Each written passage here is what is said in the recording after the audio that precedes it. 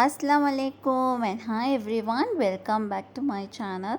இன்றைக்கி நம்மளோட சேனலில் சூப்பரான மஷ்ரூம் பிரியாணி, நான் already fish biryani and chicken biryani நம்மளோட சேனலில் வந்து நான் அப்லோட் பண்ணியிருக்கிறேன். ஸோ இன்றைக்கி பார்த்திங்கன்னு சொன்னால் மஷ்ரூம் பிரியாணி தான் நான் வந்து அப்லோட் பண்ணியிருக்கிறேன்.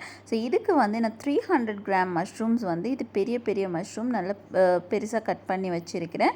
அதுக்கு வெங்காயம், தக்காளி, 2 பச்சை மிளகாய், புதினா, கொத்தமல்லி, அதுக்கப்புறமா ஹாஃப் லைம் ஜூஸ் எடுத்து வச்சிருக்கிறேன். அண்ட் இது கூட வந்து அன்னாசிப்பூ, பட்டை, கிராம்பு, ஏலக்காய், அதுக்கப்புறமா பிரியாணி இலை அண்டு தயிரும் எடுத்து வச்சுருக்கிறேன். இது கூட கீயும் எடுத்து வச்சுருக்கிறேன். ஸோ தக்காளி பார்த்திங்கன்னா பெரிய தக்காளியில் உண்டு.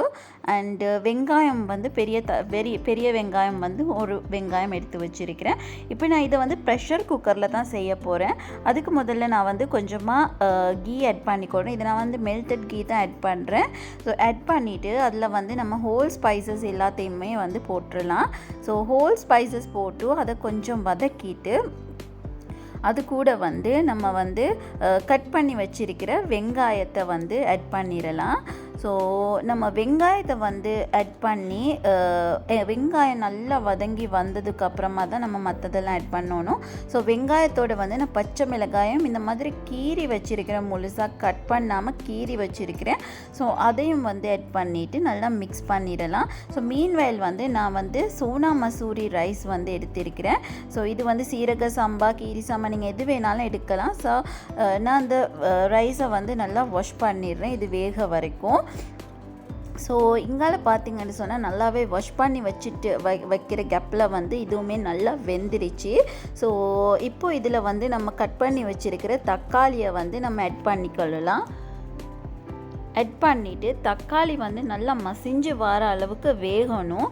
ஸோ தக்காளி ஆட் பண்ணதும் இது கூடவே வந்து நான் வந்து இன்றைக்கி ஜிஞ்சர் கார்லிக் பேஸ்ட் போடலை, ஜிஞ்சர் கார்லிக் பவுடர் தான் ஆட் பண்ணிக்கொள்கிறேன்.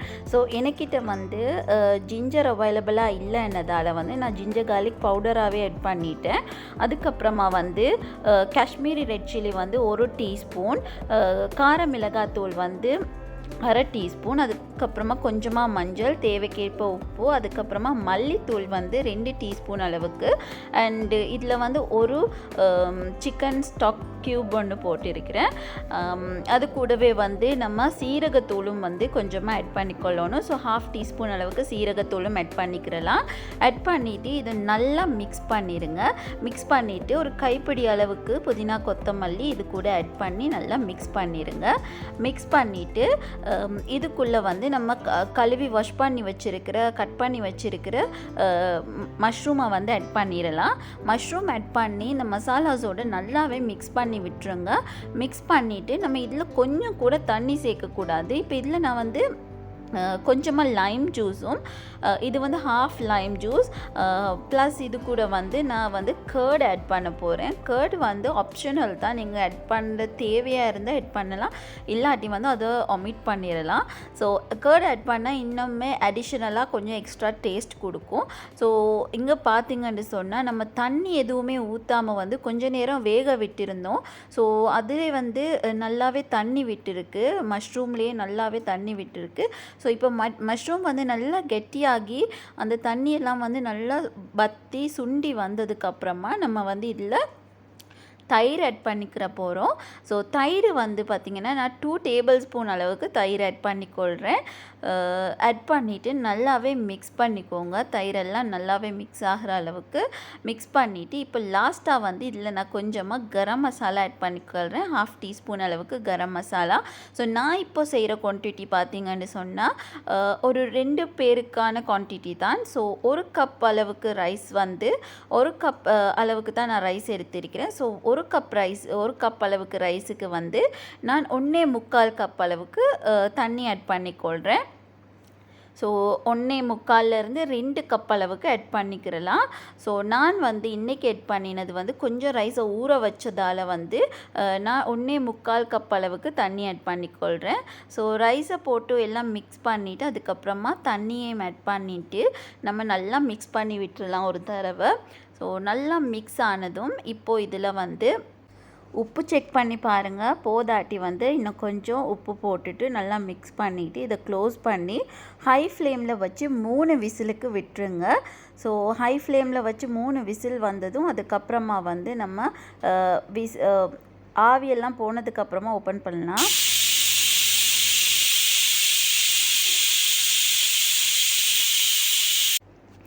ஸோ இப்போ வந்து நல்லாவே கூல்டவுன் ஆகி ஆவியெல்லாம் பேய்த்திருச்சு.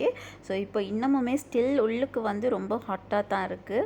ஸோ நம்ம எப்போவுமே பாருங்கள் சூப்பராக நம்மளோட பிரியாணி சூப்பராக ரெடியாக இருக்குது. ஸோ நம்ம எப்போவுமே வந்து பிரியாணி வந்து நம்ம நடுவால் போட்டு கிண்டி எடுக்கக்கூடாது. எப்போவுமே சைடால் வந்து ஸ்பூனால் சைடால் இருந்து தான் கிளறி எடுக்கணும். எல்லாட்டி வந்து இந்த ரைஸ் வந்து உடஞ்சி போய்த்திடும்.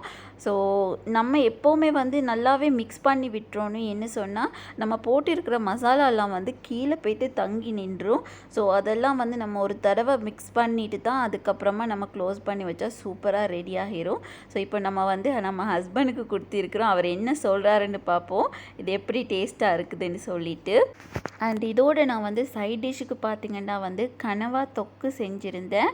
அண்ட் அது கூட வந்து ரைத்தா செஞ்சுருந்தேன். அது கூடவே வந்து ப்ரெட் ஹல்வாவும் செஞ்சுருந்தேன். ஸோ ரொம்ப சாஃப்ட் அண்ட் ஜூஸியாக இருக்குது. அதுதான் அவர் காட்டுறாரு. ரொம்ப சூப்பராக இருந்துச்சு. ஸோ அவரே வந்து சொல்வார் எப்படி இருக்குதுன்னு சொல்லிட்டு.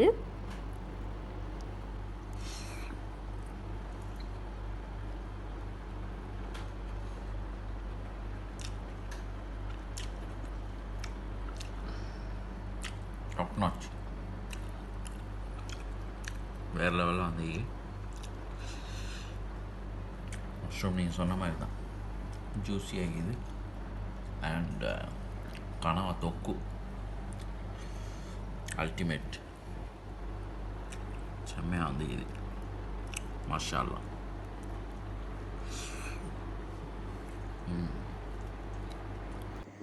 ஸோ கண்டிப்பாக இந்த ரெசிப்பியை நீங்களும் என்ஜாய் பண்ணியிருப்பீங்க. ஸோ இது பிடிச்சிருக்குன்னு நம்புகிறேன். பிடிச்சிருந்தால் இதை ட்ரை பண்ணி பார்த்துட்டு எப்படி இருந்துச்சுன்னு எனக்கு கமெண்ட்டில் சொல்லுங்கள். ஸோ என்னோடய வீடியோஸ் பிடிச்சிருந்துச்சுன்னா லைக் பண்ணுங்கள், ஷேர் பண்ணுங்கள். மறக்காமல் என்னோடய சேனலுக்கு சப்ஸ்கிரைப் பண்ணிக்கோங்க. தேங்க்ஸ் ஃபார் வாட்சிங்.